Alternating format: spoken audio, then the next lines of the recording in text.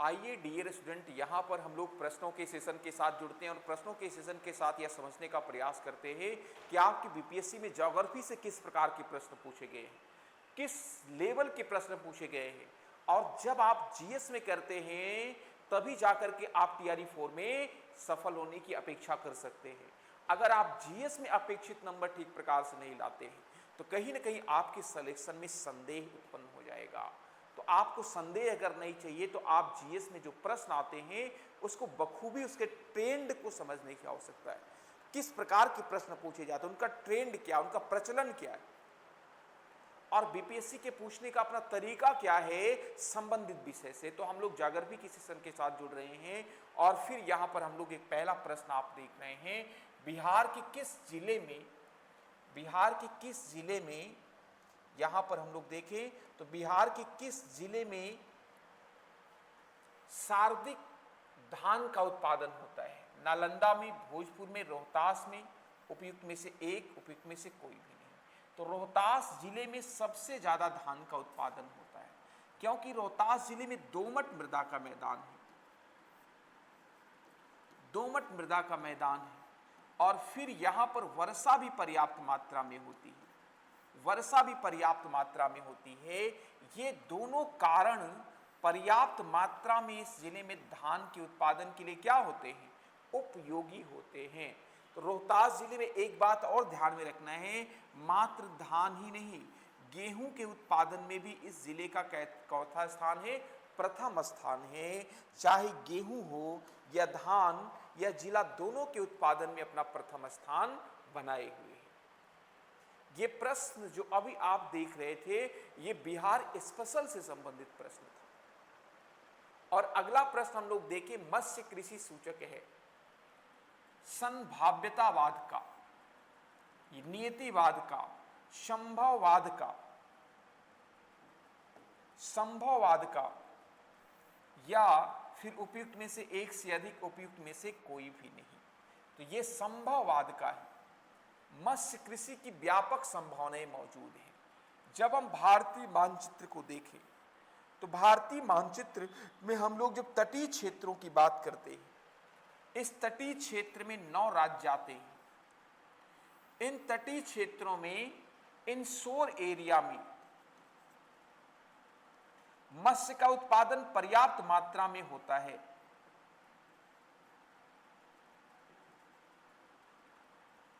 पर्याप्त मात्रा में उत्पादन होता है फिश का। लेकिन इनलैंड एरिया में जब आप देखेंगे, भारत में जो नदियां हैं या फिर हमारे भारत में जो तालाब हैं, उनमें मछली का उत्पादन अभी उच्च स्तर पर नहीं हुआ है। तो इसका मतलब है कि भारत में मत्स्य उत्पादन की व्यापक संभावनाएं मौजूद हैं। यही इस प्रश्न में पूछा गया है। तो ऐसा जवाब हमें देना है। एक नया प्रश्न है, पर्वत शिखर पर मिलने वाली चट्टानी सतह को हम क्या कहते हैं? उसे हम फील्ड कहते हैं या उसे फेल्सेनमीर कहते हैं। इस सतह की जब हम बात करते हैं, इस सतह को हम क्या कहते हैं? इस सतह को हम क्या कहते हैं? तो इस सतह को हम कहीं न कहीं क्या कहते हैं? इस सतह को हम फेल्सेनमीर कहते हैं। ये हमारी ऊपरी सतह है पर्वत की और उसे हम फेल्सेनमीर कहते हैं। तो वी इज राइट आंसर हो जाएगा। बी यहां पर हमारा एक करेक्ट विकल्प लेकर आपके सामने आ रहा है। नया प्रश्न अगर हम लोग यहां पर देखें तो एक नया प्रश्न आपकी स्क्रीन पर है। इस नए प्रश्न को आप लोग ध्यानपूर्वक देखिए। शोण नदी की उत्पत्ति स्थल अमरकंटक में कहां पर स्थित है? ये हमारी नदी है गंगा। इस नदी का नाम है गंगा। गंगा की एक सहायक नदी है सोन नदी, जो कि पटना के पास आकर के इसमें मिलती है। सोन नदी का जो जन्म होता है वो मैकाल श्रेणी है सतपुड़ा की। सतपुड़ा की 3 श्रेणियां हैं, राजमहल की श्रेणियां, महादेव की श्रेणी और फिर मैकाल श्रेणी। उसकी सबसे अंतिम श्रेणी है मैकाल श्रेणी। उसी मैकाल श्रेणी में एक स्थान है अमरकंटक और इसी अमरकंटक से हमारी जिस नदी का जन्म होता है उसे हम कहते सोन नदी, और दक्षिण की तरफ से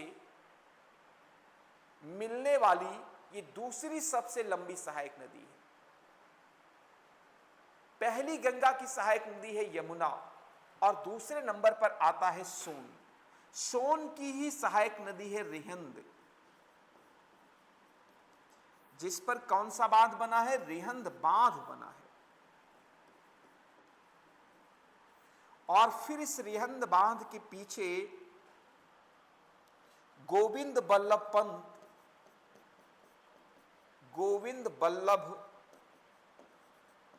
पंत झील है, जो कि भारत की सबसे बड़ी कृत्रिम झील है। तो इस प्रकार से विकल्पों पर अगर हम विचार करें तो यहां पर हमारी मैकाल श्रेणी है इसका सही विकल्प। मैकाल यहां पर एक सही विकल्प के तौर पर आपके सामने आ रहा है। इसी प्रकार के प्रश्न आपकी प्रतियोगी परीक्षा बीपीएससी में पूछे जाते हैं माय डियर। और अब जो इस समय ट्रेंड चल रहा है, इस समय की जो मांग है, यदि आप शिक्षक बनना चाहते हैं प्रिय विद्यार्थियों, तो आपको एक बात ध्यान में रखनी है। आपको अपने विषय के साथ साथ जीएस पर भी अच्छी खासी पकड़ होनी चाहिए, तभी जाकर के आप शिक्षक की प्रतियोगी परीक्षा में भी अच्छा परफॉर्मेंस कर सकते हैं।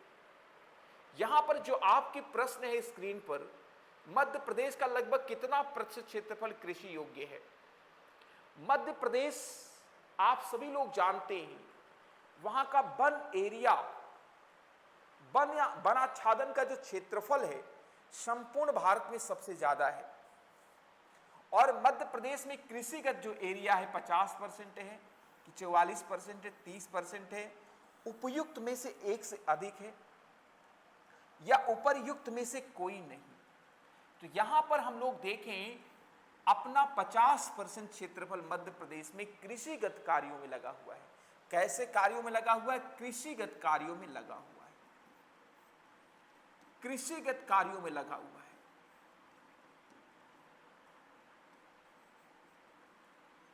एग्रीकल्चरल कार्य में लगा हुआ है, कृषिगत कार्यों में लगा हुआ है। तो इस प्रकार से इस प्रश्न का जवाब 50 हो जाएगा। विकल्प ए यहां पर आपका एक सही विकल्प के तौर पर सामने आता है। अब हम एक नए विकल्प की, नए प्रश्न की दिशा में आगे बढ़ेंगे। यह नया प्रश्न आपका है, पर्यावरण प्रदूषण जन्म देता है। पर्यावरण जो प्रदूषण है उसने किसको जन्म दिया है? वैज्ञानिक नीतिवाद को जन्म दिया है या नीतिवाद को जन्म दिया है, नवनीतिवाद को जन्म दिया है? इसने हमारे जैसे नव औद्योगिकरण, एक शब्द आता है, नव माने दूसरे फेज का जो औद्योगिकरण हुआ उसे नव औद्योगिकरण कहते हैं। नव उपनिवेशवाद आपने शब्द सुना होगा, और उसी प्रकार उपनिवेशवाद का एक नया वर्जन, और उसी तरीके से हमारा नीतिवाद का एक नया वर्जन है नवनीतिवाद।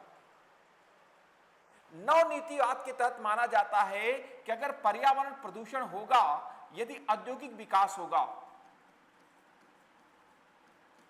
औद्योगिकीकरण होगा,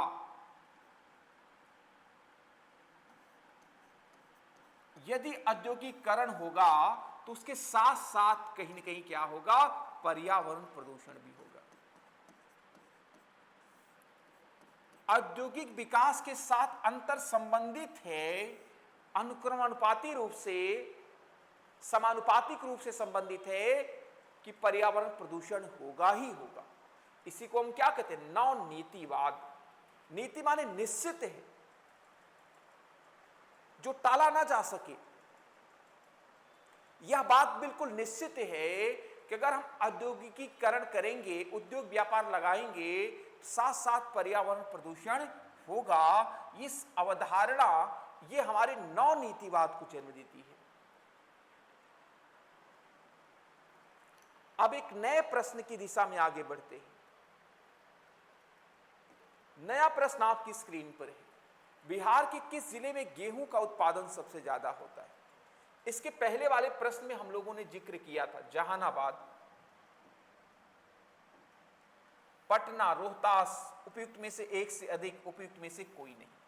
तो वो जिला हमारा रोहतास है। रोहतास जिले में गेहूं का उत्पादन सर्वाधिक होता है। गेहूं का उत्पादन सर्वाधिक होता है रोहतास जिले में आपके। तो इस प्रकार से रोहतास में धान का उत्पादन भी सर्वाधिक होता है, क्योंकि यहां की मृदा दोमट है और दोमट मृदा सभी मृदाओं में सबसे ज्यादा उपजाऊ मृदा के रूप में जानी जाती है। इसके पीछे यह भी एक प्रमुख कारण है। बिहार के किस जिले में चीनी का उत्पादन सबसे ज्यादा होता है? आपके सारण में, या फिर आपके पूर्वी चंपारण में, या फिर पश्चिमी चंपारण में, उपयुक्त में से कोई नहीं, उपयुक्त में से एक से अधिक। तो आपके पूर्वी चंपारण में, यहां 2 टिक लगा हुआ है, आपके पूर्वी चंपारण में गन्ने का उत्पादन सबसे ज्यादा होता है, चीनी का उत्पादन सबसे ज्यादा होता है। चीनी, शुगर का उत्पादन सबसे ज्यादा होता है। शुगर का उत्पादन कहां पर होता है? तो आपके पूर्वी चंपारण में।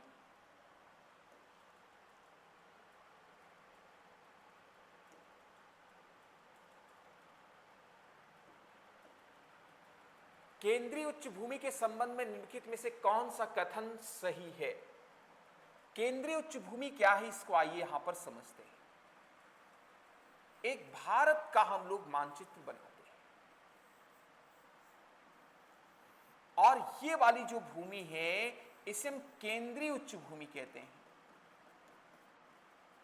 केंद्रीय उच्च भूमि कहते हैं। और ये केंद्रीय उच्च, इसका पश्चिमी भाग मालवा का पठार है। निश्चित तौर पर केंद्रीय उच्च भूमि का जो पश्चिमी भाग है वो मालवा का पठार है, या दक्कन के पठार का भाग है। यह दक्कन के पठार का भाग नहीं है माय डियर, यह अरावली से घिरा, निश्चित तौर से यह अरावली पर्वत से घिरा हुआ है। तो यहां पर 2 कथन सही होने की वजह से, ये कथन सही होने की वजह से हमारा विकल्प डी सही हो जाएगा। एक से अधिक विकल्प यहां पर सही है आपके केंद्रीय उच्च भूमि के संदर्भ में। आपके केंद्रीय उच्च भूमि के संदर्भ में 2 कथन यहां पर सही हैं। इस कारण से आपका जो विकल्प होगा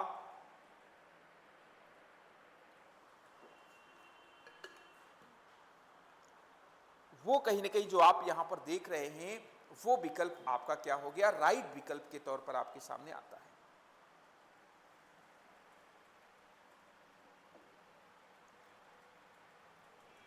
अब आइए हम लोग यहां पर देखें निम्नलिखित में से कौन सी उथली झील है। हमारी कौन सी झील है जो उथली झील है? उथली झील माने जिसका जल उथला हो, जिसमें गाद भर गया हो, ऐसी झील जो कम गहरी हो उसे हम उथली झील कहते हैं। तो हमारे जो खारे पानी की झीलें होती हैं वो सामान्यतः क्या होती हैं? उथली होती हैं। खारे पानी की झील भी हमारी उथली होती है। और हमारी सुपोषण युक्त जो झील होती है, सुपोषण किसे कहते हैं? ऐसी झील जिसमें पोषक तत्वों की मात्रा अधिक हो जाए। मात्रा पोषक तत्वों की क्या होगी? अधिक होगी। और जब अधिक पोषक तत्व की मात्रा हो जाएगी तो इसमें जीवजंतु और वनस्पतियों की संख्या क्या हो जाती है? बढ़ जाती है। तो जब जीवजंतु और वनस्पति ज्यादा हो जाएंगे तो इस प्रकार की झील भी हमारी गाद की संख्या बढ़ेगी, और गाद की जब मात्रा बढ़ेगी तो हमारी झील उथली हो जाएगी। अल्पोषी झील हमारी गहरी झील में आती है। तो इस प्रकार से एक से ज्यादा सही होने के कारण से तो डबल टिक यहां पर कर लें, हमारा डी सही हो गया। उपयुक्त में से एक से अधिक जवाब यहां पर आपके क्या है? राइट दिशा में इंडिकेट कर रहे हैं। राइट दिशा में इनका इंडिकेशन है। अब एक नए प्रश्न के साथ आप लोग जुड़े। निम्नलिखित में से कौन से जियोम चैंपरेल के रूप में जाने जाते हैं? कौन से जियोम चैंपरेल के रूप में जाने जाते हैं? तो हमारे जो जियोम होते हैं कौन से? आपके उष्णकटिबंधीय सवाना के मैदान, या फिर आपके टैगा की, या भूमध्य सागरीय झाड़ी वन। भूमध्य सागरीय जो झाड़ी वन होते हैं उन्हें हम चैम्परेल बायोम कहते हैं। तो यहां पर सी इज राइट आंसर हो जाएगा। चैम्परेल बायोम के संदर्भ में यह बात ध्यान में आती है। अनधिवासी बस्तियां किस नाम से जानी जाती हैं? अनौपचारिक बस्तियां। अगली कड़ी यहां पर दो से अधिक सही होने की वजह से डी इज राइट आंसर हो जाएगा।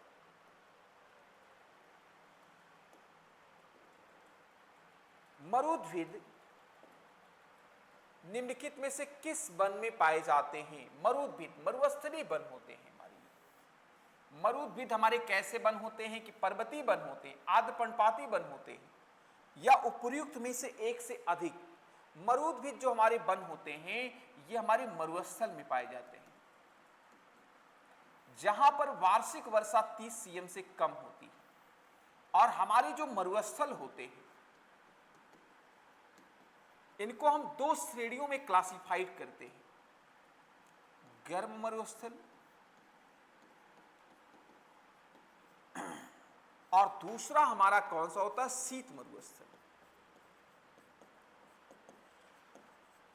जो हमारा गर्म मरुस्थल होता है उसका सर्वोत्तम उदाहरण थार का मरुस्थल है, और फिर इसका उदाहरण सर्वोत्तम उदाहरण भारत में ही देखें, लद्दाख का मरुस्थल है। तो इस प्रकार से ये हमारे मरुस्थल हैं, शीत और गर्म।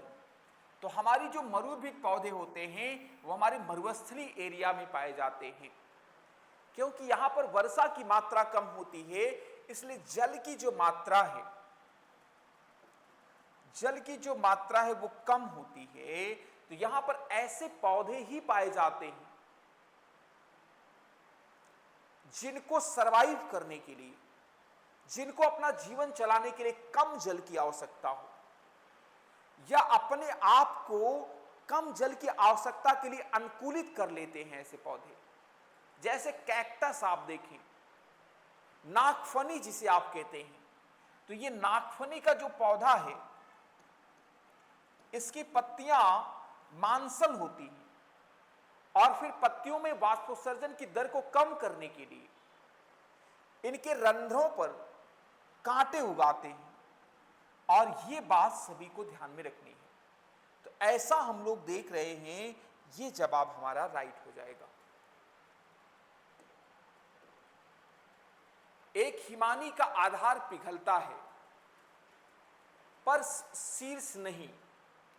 एक हिमानी है जहां उसका बर्फ जमा है, इस तरह से बर्फ जमा है। हिमानी का ऊपरी शिखर है,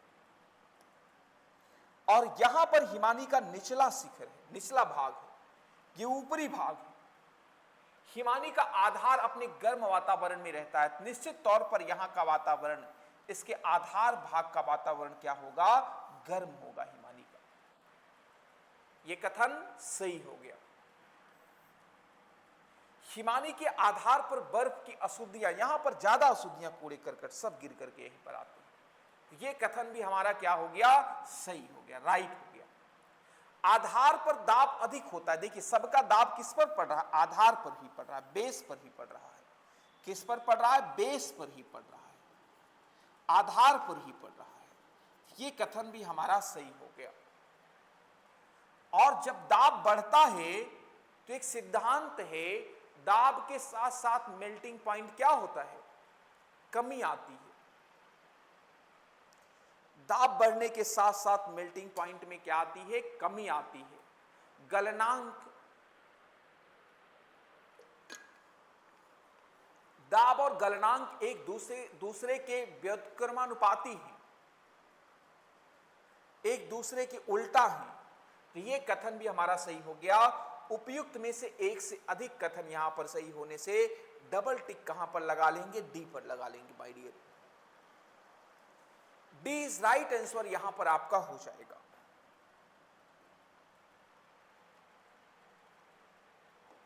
अब एक नए प्रश्न की दिशा में हम लोग विचारण करते हैं। यह नया प्रश्न है, पनामा नहर निम्नलिखित में से किसको जोड़ती है? अपनी जो पनामा नहर है वो किसको जोड़ने का काम करती है? पनामा नहर की जब हम बात करते हैं तो यहां पर हम लोग एक विश्व का मानचित्र बनाते हैं। विश्व का मानचित्र बनाते हैं तो यहां से हम लोग देखते एक नहर जाती है जिसको हम लोग कहते हैं पनामा नहर।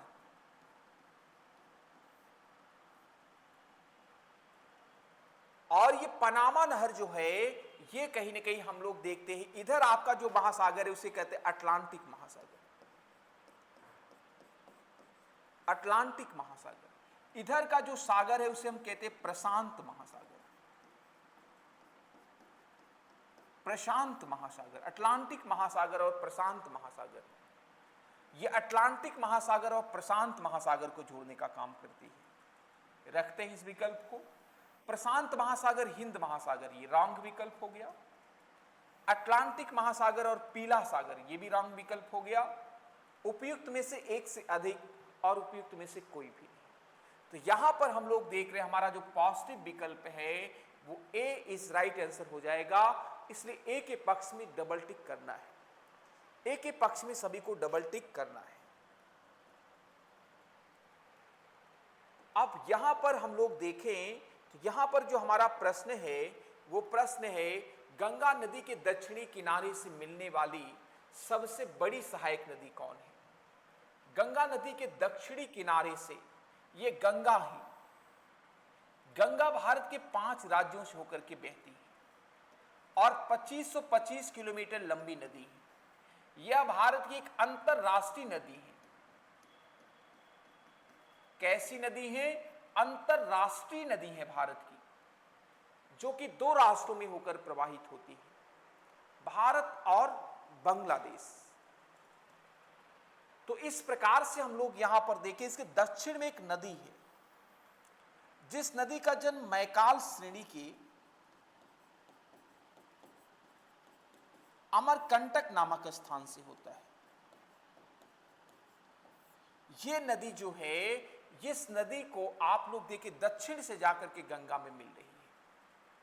यह दक्षिण से जाकर गंगा में मिलने वाली जो नदी है, यह सबसे लंबी नदी कौन सी है? हमारी सोन नदी।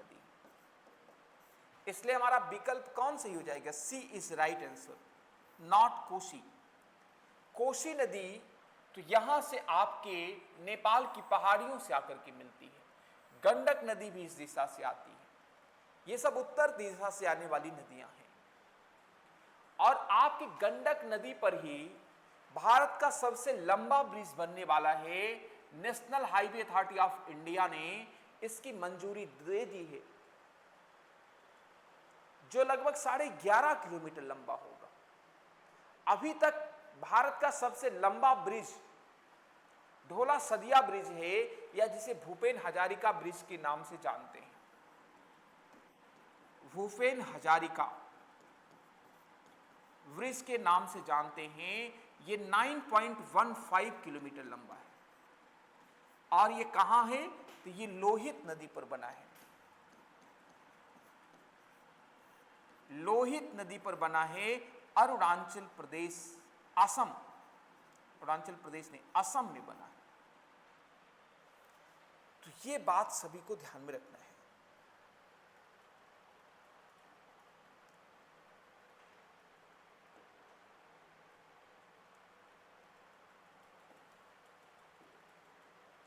मिट्टी का निर्माण किस प्रक्रिया के द्वारा होता है? मिट्टी का निर्माण किस प्रक्रिया के द्वारा होता है? अनाच्छादन से, उन्नयन से, अपक्षय से? तो मिट्टी के निर्माण में अनाच्छादन, अपक्षय, ये सभी प्रक्रियाएं शामिल होती हैं। तो यहां पर डी डबल टिक कर लें। मिट्टी पहले टूटती है, अपर्दन अपक्षय होता है, और फिर उसे 300 से 400 साल लगते हैं मृदा के रूप में, उपजाऊ मृदा के रूप में तब्दील होने में। मृदा का पहले अपक्षय अपर्दन होता है, फिर 300 से लेकर के 400 साल लगते हैं उस मृदा को परिपक्व मृदा में तब्दील होने में।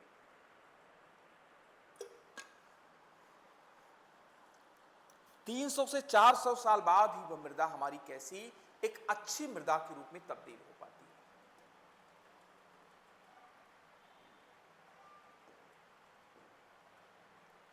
दामोदर घाटी परियोजना किस राज्य में स्थित है? बिहार में, झारखंड में, उड़ीसा में, तो ये अपने झारखंड और कहां पर है, बांग्लादेश में है, पश्चिम बंगाल में है। और एक निगम की स्थापना की गई थी, दामोदर घाटी निगम। दामोदर घाटी निगम 1948 में ये निगम हमारा बना था। 1948 में निगम बना था। ये हमारे दामोदर घाटी को अच्छा बनाने के लिए, उसे पक्का बनाने के लिए ये निगम बनाया गया था। तो इस बात को सभी को ध्यान में रखना।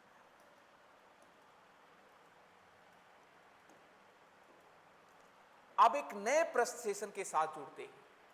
घास का मैदान, झाड़ झंखाड़, वन बंजर भूमि, सरकार, निजी, सरकार और निजी दोनों व्यक्ति तथा समुदाय सभी से संबंधित है।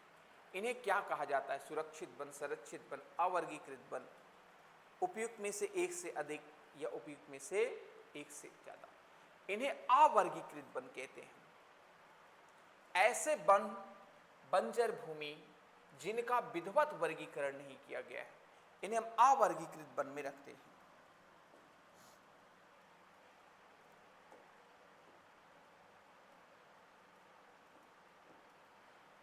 मोनोजाइट रेत में निम्नलिखित में से कौन सा खनिज पाया जाता है? मोनोजाइट रेत आपकी दक्षिण भारत के केरल के तट पर पाई जाती है।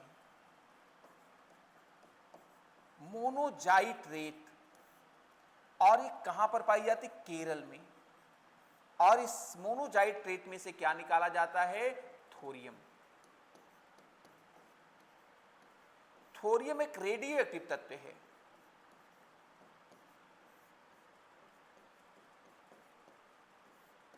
एक्टिव तत्व है जो जिसका इस्तेमाल परमाणु बनाने या फिर ऊर्जा उत्पादन में किया जाता है। तो इस प्रकार से इस प्रश्न का जवाब सभी को ध्यान में रखना है।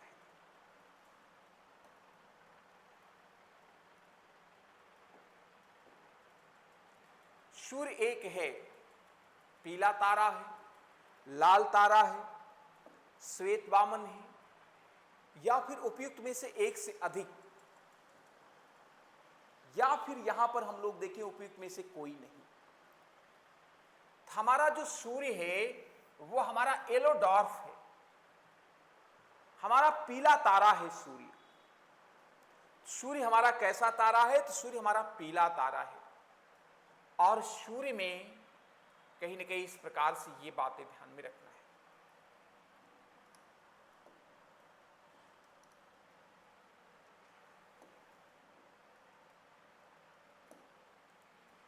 ग्लोब पर 1 डिग्री के अंतराल पर खींची गई अक्षांश रेखाएं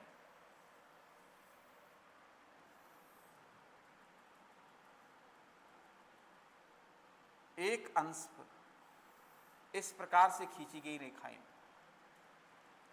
इनकी संख्या कितनी होती है? उपयुक्त में से कोई नहीं,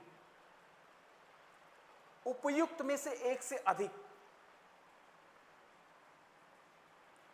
तो यहां पर हम लोग देखते हैं 90 अक्षांश रेखाएं उत्तरी गोलार्ध में। कितनी? 90 अंश, 0 अंश से 90 अंश तक, और 90 रेखाएं दक्षिणी। तो 90 अंश, 90 धन 90 बराबर 180 अक्षांश रेखाएं हैं। भूमध्य रेखा 0 अंश को भी एक रेखा माने तो इस प्रकार से इसको भी जोड़ दें, धन 1 तो कितना हो जाता? 181। हमारा जो 90 अंश है, जो हमारा 90 डिग्री है माय डियर, इस 90 डिग्री को रेखा नहीं माना जाता है। यहां का जो एरिया है, ये एरिया जो है, और ऊपर जो हमारा 90 डिग्री है, इसको हम लोग नहीं मानते। ये बिंदुवत है, और बिंदुवत होने की वजह से इसमें से 2 बिंदु हैं।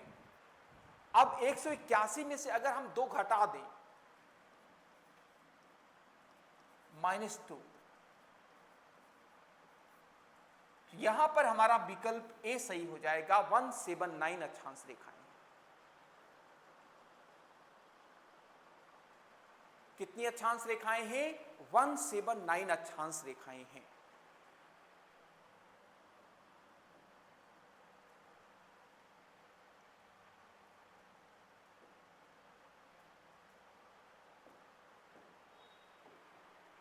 कोसी मैदान समुद्र तल से कितना ऊंचा है? 300 मीटर ऊंचा है, 150 मीटर ऊंचा है, 30 मीटर ऊंचा है। उपयुक्त में से एक से अधिक या उपयुक्त में से कोई भी नहीं। हमारा कोसी मैदान समुद्र तल से 300 मीटर ऊंचा है। कितना ऊंचा है? 300 मीटर ऊंचा है।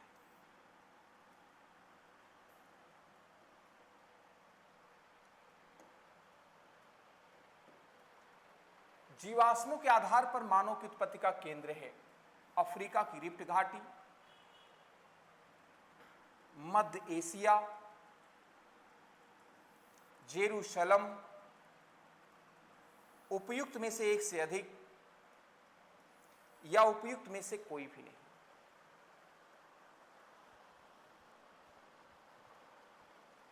रिफ्ट घाटी 25 लाख पहले यहां पर मानव के साक्ष्य मिले, तो इसलिए हमारा विकल्प जो है ए सही हो जाएगा। अभी यूरोप में एक नरकंकाल प्राप्त हुआ है जिसकी उम्र 75 लाख वर्ष बताई जा रही है, लेकिन अभी यह प्रमाणित नहीं हो पाया है। यह घटना कहां की है? तो यूरोप की है। अगर यह प्रमाणित और सिद्ध हो जाएगा विज्ञान की तार्किकता की कसौटी पर, तब हम लोग यह मानेंगे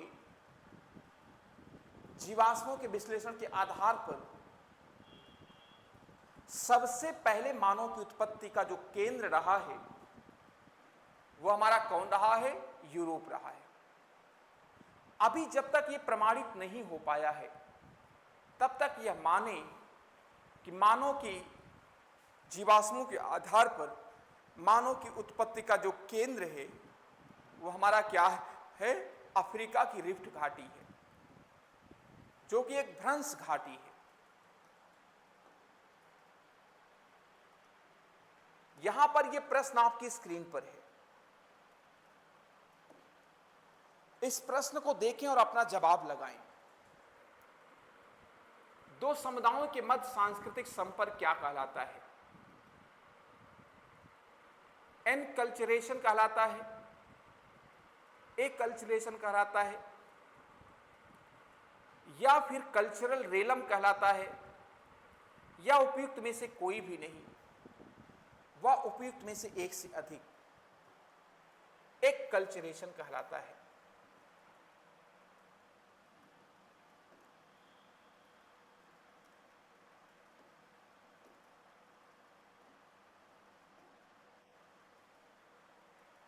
बरौनी तेल शोधन संयंत्र बिहार के किस जिले में स्थित है? आपके सहरसा जिले में, बेगूसराय जिले में, मधुबनी जिले में। उपयुक्त में से कोई नहीं, उपयुक्त में से एक से अधिक। ये हमारे बेगूसराय जिले में है बरौनी। ये बरौनी, और ये कहां पर है? तो ये गंगा के तट पर है। इसका निर्माण यूएसएसआर के सहयोग से किया गया था।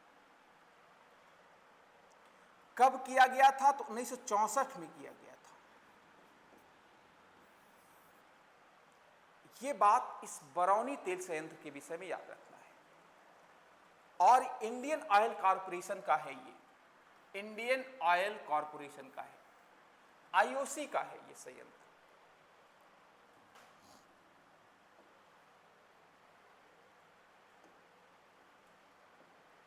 निम्नलिखित में से कौन सी उड़ीसा की स्थानांतरणशील कृषि है? पोंडू उड़ीसा की स्थानांतरणशील कृषि है, जिसे हम चल कृषि कहते हैं, करतल दहन कृषि कहते हैं। बलूचिस्तान की चलवासी तंबू को हम क्या कहते हैं? कीजिसी कहते हैं। ये सही हो जाएगा।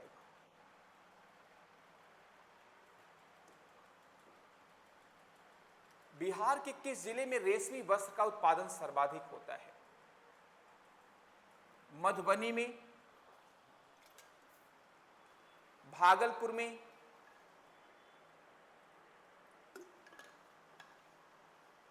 औरंगाबाद में, उपयुक्त में से एक से अधिक या उपयुक्त में से कोई नहीं। ये भागलपुर में टसर रेशम का उत्पादन सर्वाधिक मात्रा में होता है और यहां पर रेशमी साड़ियां बनती हैं रेशम की।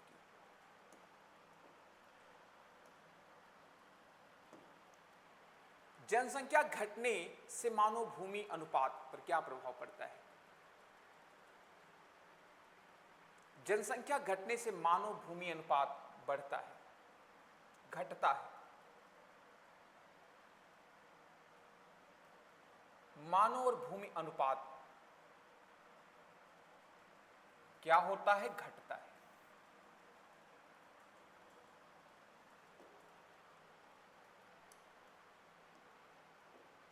बिहार के किस जिले में मक्का का उत्पादन सर्वाधिक होता है? सिवान, मुजफ्फरपुर। उपयुक्त में से कोई भी नहीं। सबसे ज्यादा मक्के का उत्पादन कटिहार में होता है, जो कि यहां पर नहीं दिया गया है। ओजोन छिद्र अधिक अस्पष्ट होता है। उपयुक्त में से कोई नहीं। अधिक अस्पष्ट होता है कहां से? अंटार्कटिका से होता है, जो कि यहां पर दिया नहीं गया है विकल्प में।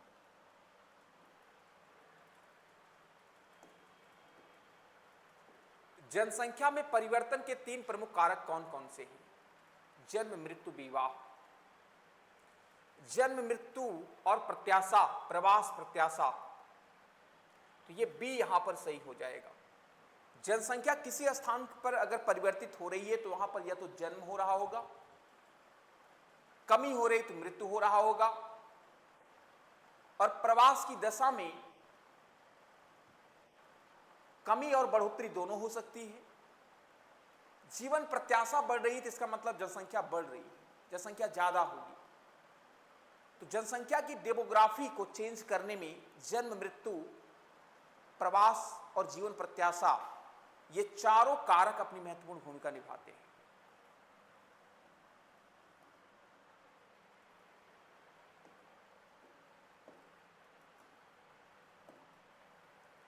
बिहार के किस जिले में प्रथम तैरता हुआ सोलर ऊर्जा संयंत्र लगाया जा रहा है? दरभंगा में, पश्चिम बंगाल में, मधुबनी में। तो यह दरभंगा जिला है बिहार का, जहां पर ऐसा काम किया जा रहा है। सूचियों को सुमेलित करना है। कयाल, मांड, पंजाब। कंकर बांगर से संबंधित है, कंकर से बांगर बनता है।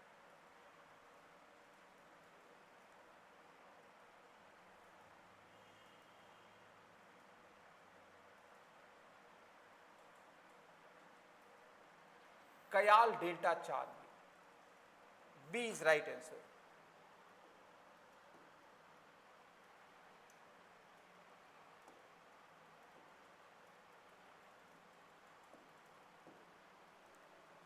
इस प्रश्न को पढ़ें। यहां पर ब्रह्मपुत्र की सहायक नदियों के विषय में वार्ता की गई है। कौन सी नदी ब्रह्मपुत्र के उत्तर दिशा में नहीं मिलती है? यह हमारी ब्रह्मपुत्र नदी है। ब्रह्मपुत्र की उत्तर की दिशा से आकर के मिलने वाली नदी सुबनसिरी, कामेक, मानस और फिर स्योक, मानस, स्योक के बाद कामेंग, स्योक, मानस और इधर तीस्ता है, सुबनश्री है और बेलश्री है। ये सब उत्तर से आकर के मिलती है। और फिर इधर से धनश्री, बूढ़ी दिहांग, लोहित और इधर से आकर के कपिली नदी, धनश्री, कपिली। यहां पर कोई नहीं, ई सही हो जाएगा।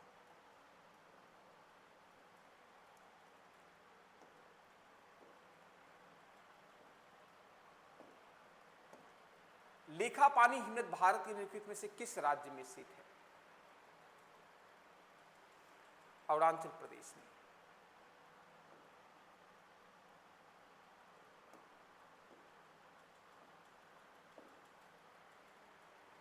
मगध के अंग के मैदान के हिस्से हैं, मगध और अंग के मैदान के हिस्से हैं। ऊपरी गंगा का मैदान, उपयुक्त में से एक से अधिक, डी सही हो जाएगा।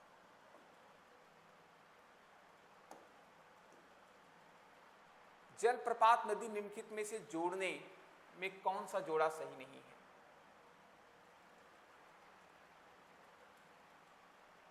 कपिल धारा, जोंक, सारावती, धुआंधार, गोदावरी।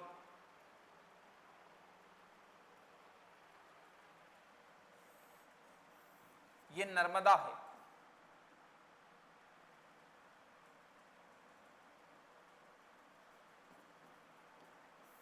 सी यहां पर सही विकल्प हो जाएगा।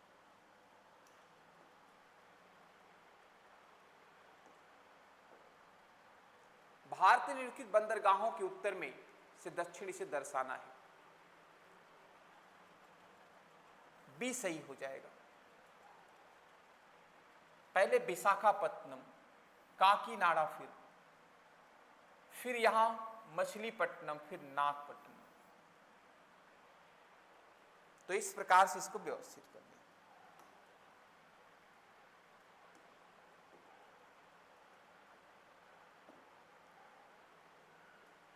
दो देशों में कोसी की सिंचाई, भारतवर्ष और नेपाल।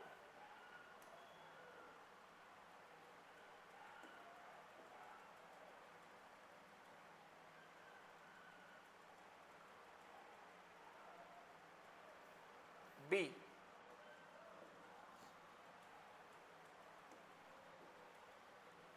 केरल की शांत घाटी संरक्षित है क्योंकि इसमें पौधों दुर्लभ की प्रजातियां पाई जाती है। बिल्कुल सही है। खनिज नहीं। कृषि योजक भूमि क्षेत्र बड़े पैमाने पर पाए जाते हैं, ये भी नहीं है। यहां पर ए इज राइट आंसर हो जाएगा, साइलेंट वैली। और आपकी जो साइलेंट वैली है, भारत का मानचित्र आप देखें तो यहां पर है, उत्तर पूर्व भाग में है आपकी साइलेंट वैली। जैव विविधता का एक प्रमुख केंद्र है ये वैली, केरल में है।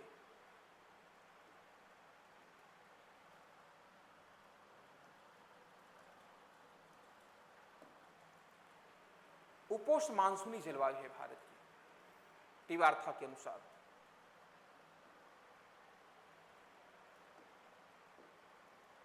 हैदराबाद के दक्षिण पश्चिम में मानसून की वापसी के सामान्य 1 अक्टूबर को लौटते मानसून हैदराबाद में कब पहुंचता है? निम्नलिखित में किस राज्य में नगरीकरण सर्वाधिक है? आपके गोवा में नगरीकरण सर्वाधिक है।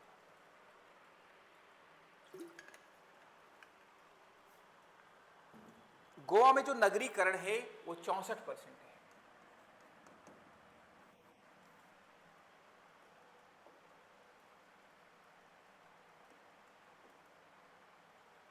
मलनाड क्षेत्र के संबंध में लिखित कौन सा कथन सही है? यह हमारा कर्नाटक का पठार है।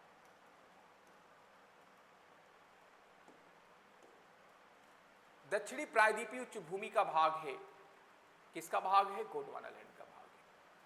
गोंडवाना लैंड का भाग आपका ऑस्ट्रेलिया है, न्यूजीलैंड है, उत्तरी अमेरिका है, अफ्रीका है, प्रायद्वीपीय भारत है। ये सब हमारा कहीं न कहीं किसके भाग है? गोंडवाना लैंड। वेगनर का महाद्वीपीय विस्थापन सिद्धांत जो पढ़ा होगा वो विद्यार्थी इस प्रश्न को आसानी से कर पाएंगे, है ना। तो इस प्रकार से ये सारे भाग हमारे गोंडवाना लैंड का हिस्सा है।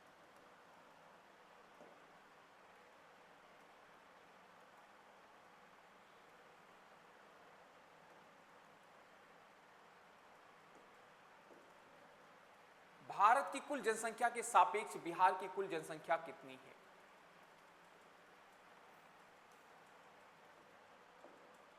नोट कर ले, फैक्चुअल प्रश्न।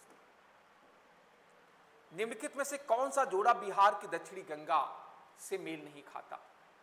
पटना और वैशाली। इस प्रकार से आपका प्रश्न का सेशन यहीं पर क्या होता है? समाप्त होता है आज का। फिर हम निरंतर आपसे मिलते रहेंगे और फिर हम इसी तरीके से प्रश्नों पर जो भी ज्योग्राफी में प्रश्न पूछे गए हैं उसमें हम लोग संवाद करते रहेंगे। सभी विद्यार्थियों को बहुत शुभेच्छा, बहुत सारा प्यार। जय हिंद।